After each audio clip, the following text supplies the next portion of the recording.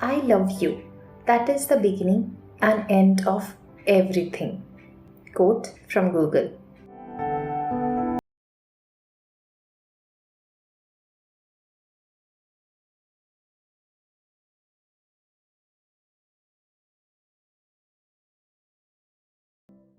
Hello दोस्तों, welcome to another episode of Dil Ki कहानी। और मैं हूँ आपकी होस्ट और दोस्त मयूराक्षी सिन्हा। और आज हम बात करेंगे second part of the story के बारे में। इसका थर्ड पार्ट भी आएगा, और अगर आपने पहला पार्ट नहीं सुना है सो आई रिक्वेस्ट यू प्लीज़ पिछला हिस्सा ज़रूर सुन लीजिएगा। तो चलिए देर न करते हुए शुरू करते हैं। साहस और आरना का क्या हुआ।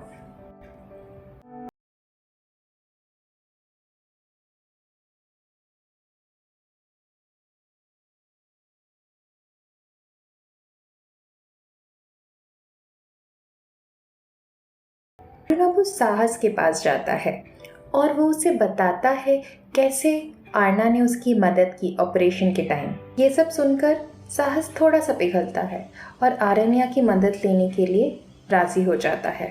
4-5 दिन वो ऐसे ही क्रिटिकल कंडीशन में रहता है और उसमें आरण्या उसकी थोड़ी बहुत मदद करने की कोशिश करती है। आरण्या के फादर दूसरी तरफ से डिस्चार्ज हो जाते हैं, पर आरण्या के पास उनका ख्याल रखने का वक्त नहीं था। क्यों? आप सबको पता है, वो साहस के साथ थी। इसीलिए उसने अपने पापा का ख्याल रखने के लिए एक स्पेशल नर्स अपॉइंट करवा दिया। आरण्या साहस को लेकर इतनी परेशान थी कि वो किसी तरह से बस अपने पापा को घर तक छोड़ के ही साहस के पास वापस आ जाती है। 7 दिन बहुत टेंशन में बीतता है।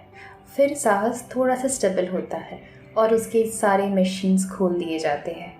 उसको बिठाने की भी थोड़ी बहुत कोशिश की जाती है, और आरण्या के चेहरे पे भी जो परेशानी के काले बादल छाए हुए थे थोड़ा स्टेबल दिखता है।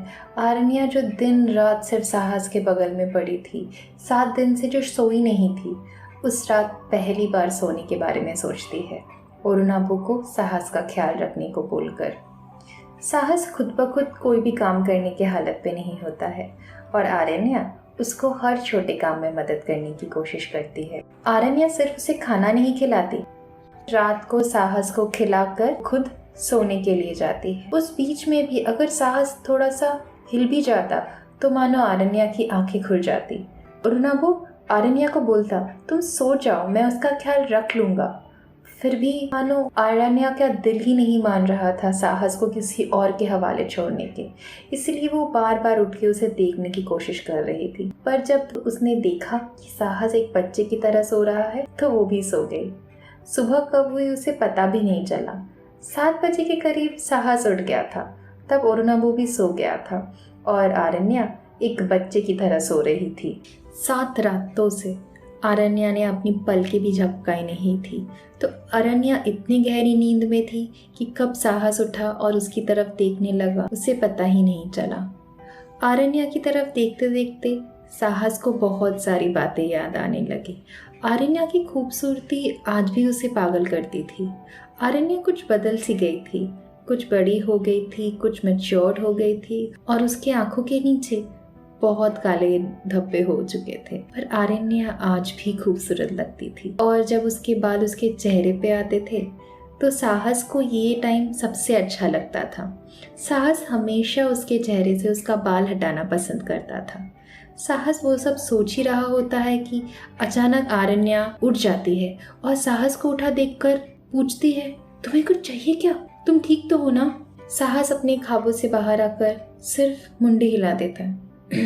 हाँ, ठीक हूँ। फिर आरण्या पूछती है, तुम्हें वॉशरूम जाना होगा ना? चलो मैं तुम्हारी मदद कर देती। साहस पहले तो राजी नहीं हो रहा था, पर फिर उसे पता था कि वो अकेले जा नहीं सकता, तो ना चाहते हुए भी उसने आरण्या की मदद ले ली। वो लोग वॉशरूम की तरह आगे बढ़ रहे थे। वो लोग वॉशरूम की तरफ जा ही रहे थे कि अचानक साहस डिसबैलेंस हो गया। आरण्या ने अपने पूरे बॉडी ताकत के साथ साहस को गिरने से बचाया। तुम्हें कहीं चोट तो नहीं लगी? उसने फिक्र वाली नजरों से साहस की तरफ देखा और साहस ने आरण्या की आंखों में प्यार देखकर दर्द सब कुछ भूल गया। दोनों एक दूसरे की आंखों में बहुत देर तक खोए रहे, मानो पूरी जग कहीं थम सी गई हो और उन दोनों की दुनिया एक दूसरे की आंखों में ही हो। फिर अचानक डोर में नॉक हुआ। फिर वो दोनों ख्याल में आए और आरण्या धीरे धीरे साहस को बाथरूम तक छोड़ के आई। नर्स आई थी कुछ दवाइयाँ रखने। जब साहस वॉशरूम में था, आरण्या उसे अपनी जिंदगी का वो सुनहरा पल याद आ रहा था जब वो दोनों पहली बार मिले थे। आरण्या के कॉलेज का पहला दिन था और वो स्टाइल मारते हुए हील्स पहनकर जा रही थी। वहाँ पे एक पत्थर था और पत्थर से टकराकर आरण्या के पैर लड़खड़ा जाते हैं।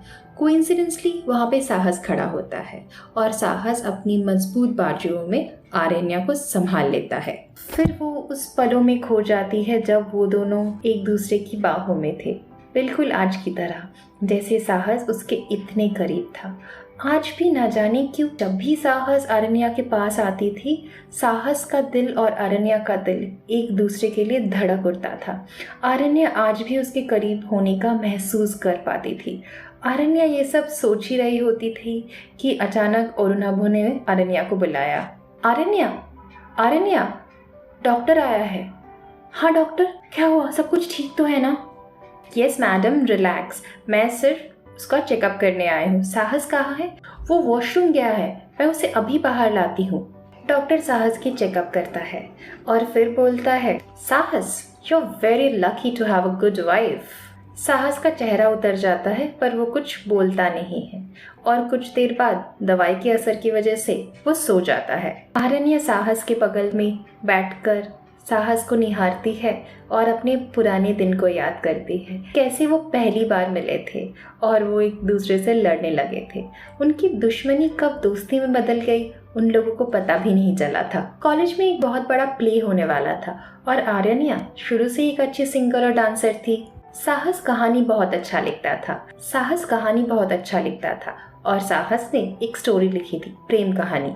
उस कहानी में हीरो अपना सब कुछ न्यौछावर कर देता है हीरोइन को एक सक्सेसफुल डांसर बनाने के लिए, और उस रोल के लिए सिर्फ हमारी आरण्या सूटेबल थी क्योंकि वो क्लासिकल डांसर थी। साहस पहले आरण्या को नहीं लेना चाहता था और आरण्या ऑफ कोर्स साहस के साथ काम नहीं करना चाहती थी क्योंकि आप सबको पता है दोनों ही दुश्मन हुआ करते थे। पर कॉलेज की शान का सवाल था। इंटर कॉलेज में ये ड्रामा पार्टिसिपेट होने वाला था, इसीलिए फाइनली प्रिंसिपल के दबाव में दोनों को मानना पड़ा और ड्रामे के जरिए दोनों की दुश्मनी दोस्ती में बदल गई और कॉलेज के लास्ट ईयर में दोनों कपल्स बन गए।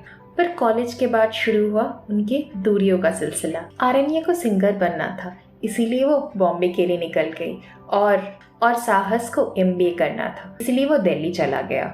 पर कहते हैं ना, प्यार को कोई दूर नहीं कर सकता। दोनों भले अलग शहरों पे रहते थे पर हमेशा एक दूसरे के साथ जुड़े रहते थे। वीडियो कॉल्स में या कभी कभार एक दूसरे से मिल लिया करते थे। और आरण्या तो फितूरी थी ही, तो जब भी उसको मौका मिलता वो दिल्ली पहुंच जाते साहस को सरप्राइज देने के लिए। लॉन्ग डिस्टेंस भी उनके रिश्ते को तोड़ ना पाया। वो ये सब सोचकर मुस्कुरा ही रही होती है कि अचानक उसका फोन रिंग होता है और उसमें नाम शो करता है, गीतिका। वो थोड़ी सी शॉक हो जाती है क्योंकि 6 साल के बाद पहली बार गीतिका उसे कॉल कर रही थी। वो फोन उठाकर हेलो बोलती ही है कि उस तरफ से गीतिका बोलती है, आरण्या कैसी हो?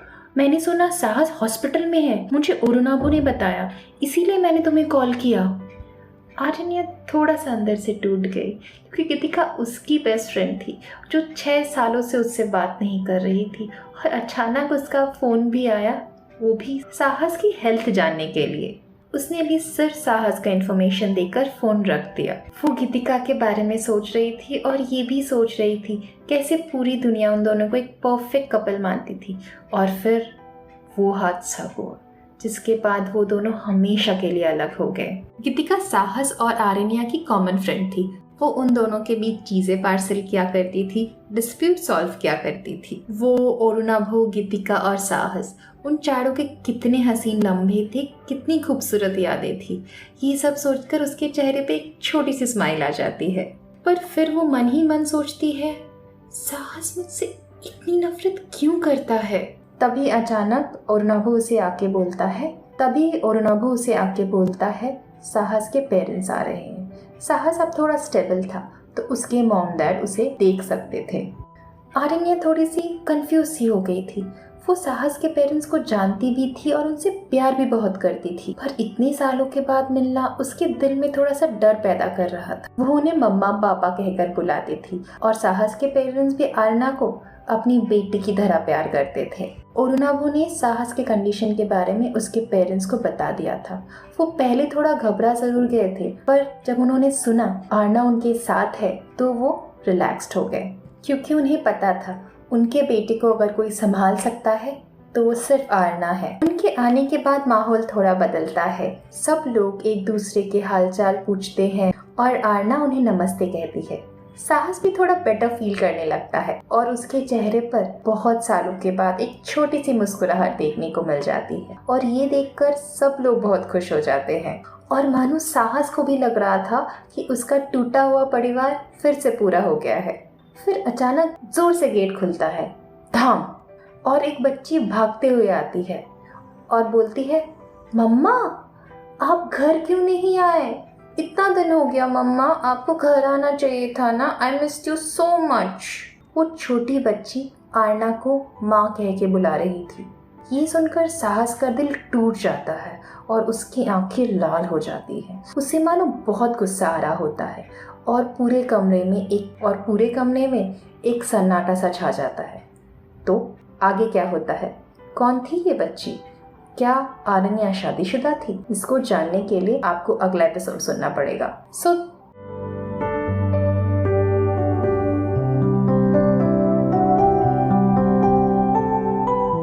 शुभश्री, मैं आपके जरिए सबको ये मैसेज देना चाहूंगी कि अगर कोई इंसान आपके बुरे वक्त में आपके साथ है तो आपका सही पार्टनर है। प्लीज उन्हें ट्रस्ट कीजिए और उनसे प्यार कीजिए। We are signing off. Wait for the next episode.